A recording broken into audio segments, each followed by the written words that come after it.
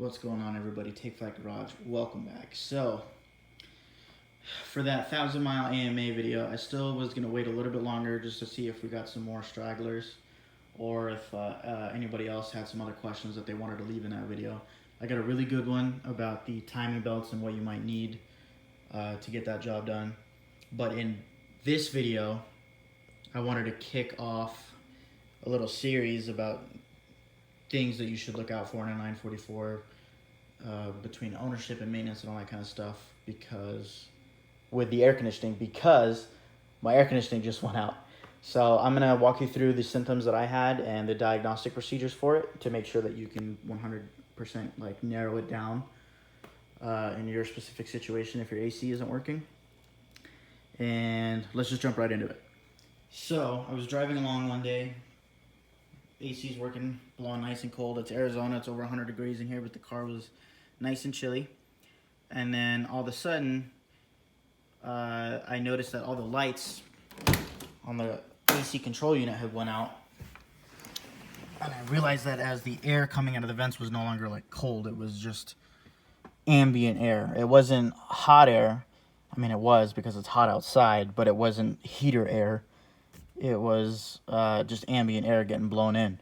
So the blower was still working, but all of these lights that show when some of the circuitry is engaged weren't coming on. So for example, the light that shows that the recirculation light is on, the AC compressor light, not engaging. You should also take note that when you set these temperature controls to the middle, and if you have this set to your heat, then you will hear an audible, you will literally hear a servo motor, or I think it runs off a vacuum in these. I'm pretty sure it's running off a vacuum, but it will close this vent, closing off the cold air side and only operating the hot air side. That's how it works.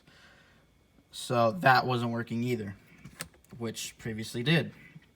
So getting the car in, the first thing that went through my mind was, okay, well that sucks. That means I wonder if my really expensive climate control unit went out. But first thing that you can do, come over to the fuse number 17 on here. It should be a 7.5 amp fuse. I have a 10 amp fuse in there. I'll explain why in a second. It should be a 7.5 amp fuse. Pull that out. Make sure there's no obvious burning or damaged contacts. You can use your handy dandy fuse tester, which is really, really cool. I love that. I should probably do a separate video on what I love about this car. The later cars versus the early cars. This is very handy. Throw that in there. This green light will light up. You don't need the key in the ignition if the fuse is good, if it makes electrical contact. Mine was obviously burned, and so the fuse is gone. Okay. Maybe just the fuse was old, got bad, whatever. Throw another fuse in there through a 10 amp. 10 amp fuse worked for about a day. AC worked completely fine. So all the lights on that control unit came back on. Okay, so that eliminates that control unit being faulty or damaged and not working. We know that the short isn't there. Until next morning, after about 15 minutes of driving, same thing, AC goes out. No lights on the control unit. Okay, well we know that fuse is blown again. Sure enough, come back and test it. Replace it with another 10 amp fuse, and this time it immediately blows, just like that, right away. No grace period. So, got the car home and began troubleshooting, doing all these procedures I'm telling you now. So make sure, okay, we know that everything from the fuse box back to the control unit is okay, at least until I engage the AC compressor. So, that narrows it down to either the switch for the AC compressor is bad, the control unit on the air conditioning side is bad, or the compressor is bad. So let's keep going. Replace that fuse, this time with the AC off, and everything stayed working. I went through and I switched everything over to the heat, and this time the heat worked. That solenoid engaged, and it switched the valve over to the heat side, and the car blew hot air, no problem. Did that for about 20 minutes, zero problems, no shorts, no nothing, on a 10 amp fuse that would previously blow. So this time I threw a 15 amp fuse in there, just to see, okay, Now 15 is the highest I would recommend going, because that's double the rating that the OEM fuse is supposed to be. So if you just keep throwing higher and higher amperage fuses in there, for example a 25 or a 30, then you're going to get to the point where you're going to be overloading the wiring and potentially burning up your actual control box. So if it burns a 15 amp fuse, then it's something that you need to address right away. If you throw another fuse in there and it works, then it works. A similarly rated amp fuse, I should say. So keep that in mind. The other thing to note during all of this was that my AC fan still worked.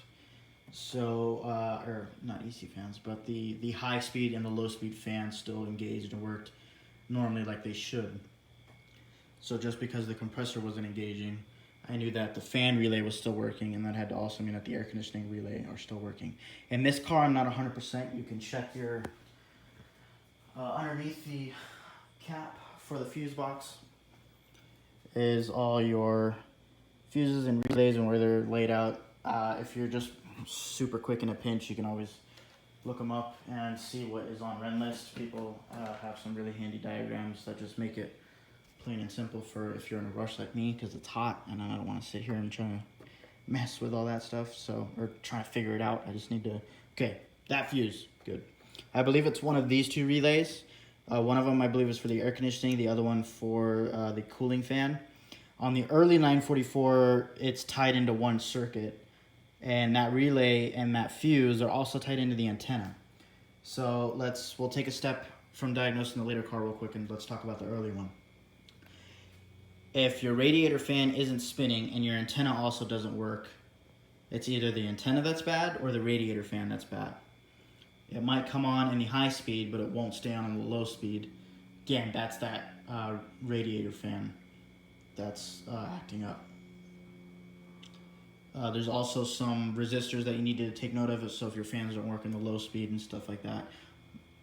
For the purposes of this video, all that stuff is working. So we know that that whole side of the circuit is okay. We know that the heater side of the circuit is okay in the control box and it's working. So we've narrowed it down to the AC side, and we know that something is overloading the circuit for the rated fuse. So what is it? On these cars, and on any car, if it's low on refrigerant, then the compressor will not kick on. It just won't kick on. It's a safety feature to stop the seals from burning up inside. So the first thing that I would recommend doing is, if you can get a 15 amp fuse in there and it works long enough to have your compressor kick on. I think when I had the 15 amp, it worked at least for another 10 or 15 minutes easily with the car running. So enough time to safely diagnose the system without burning anything up. Throw it on your low pressure side. I don't have an AC machine here, but you can just go get a recharge kit from Walmart or AutoZone, whatever, real fast, and just make sure that it's filled and that it's not losing any refrigerant. And that will show you that, okay, well, the car is holding a charge, and so there's no reason why that compressor shouldn't be kicking on. So if we, which I did, so we know that my refrigerant is filled. We know that the electrical side of things works okay on the heat, but not on the AC. And we know that the cooling fans and stuff like that are okay. So that means that our relays are good, and our low speed resistors, because the low speed fan's working. So that narrows it down to the compressor itself. There's a test that you can do to check resistance. There's one wire on there that you just disconnect and check the resistance between that wire and the body, and if it's very low and there's a short, then it's the compressor clutch. For me, I don't even really need to do that, because I just know that when the AC works, it works totally fine. It's just blowing that fuse. What happens is as that clutch wears down, it's an electromagnet, and so it takes a certain amount of amperage to draw in, or wattage to draw in that clutch and engage it. Over time, as it wears down, it requires more and more power to do that, to keep that clutch engaged. And that is what's blowing that fuse. So, cool, we found our problem, at least in this regard with this certain set of circumstances. The issue that sucks with these, if this happens to be the reason why your air conditioning isn't working in your 944, is that the compressor clutch itself inherently isn't difficult to replace. Should be fairly cheap if you take it to a shop and get it done, because you just need the clutch done. You don't even need to evacuate the system and recharge it. You don't even really need to pull the compressor off of the car. Problem is I can't find just the clutch anywhere, and it just is what it is. So even though the compressor itself is good, I might have to end up replacing it. That I won't know until I hear back from the dealer, because I don't have an AC machine here to evacuate the system, and the system is working. So, and I need to get my belts tensioned anyways, which means, you know, pulling off the AC belt and the belt covers and all that stuff anyways. So while you're in there. So that is kind of where I'm at right now. And that's what I would recommend.